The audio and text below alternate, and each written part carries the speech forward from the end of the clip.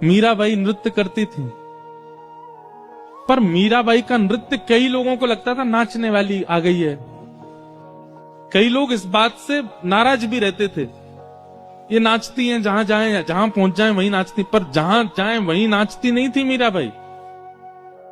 ठाकुर जी का रूप देख करके मीराबाई की स्थिति जब अपने आपे से बाहर हो जाती थी, जब अपने वश में उनका तन नहीं रहता था, तो नृत्य होता था उनसे। एक बार मीराबाई नृत्य कर रही थी, सब लोग दूर दूर हो गए थोड़े।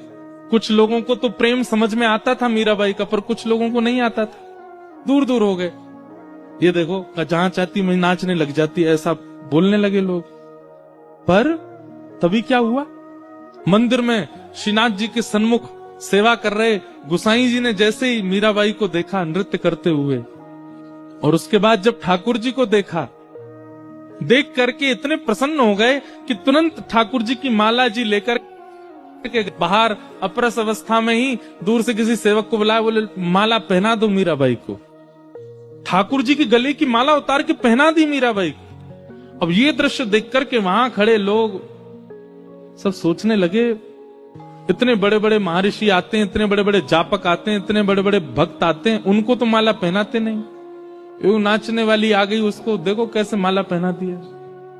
गुसाई जी बोले, बहुत ध्यान से सुनना। गुसाई जी क्या कहते हैं? गुसाई जी कह रहे हैं तुमको नृत्य दिखाई दे रहा था, पर मैंने उस समय जो अनुभव किया वो मैं बताऊं।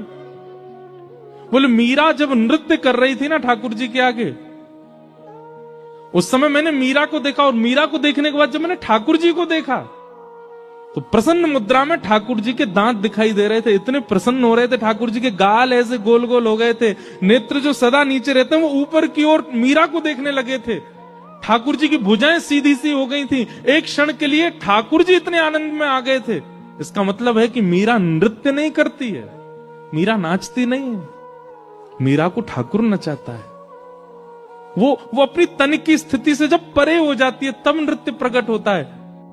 और भैया दुनिया का नृत्य तो जनों को प्रसन्न करता होगा, पर जिसका नृत्य ठाकुर को प्रसन्न करे उसको तो ठाकुर जी की माला क्या ठाकुर जी को ही प्रदान कर देना चाहिए।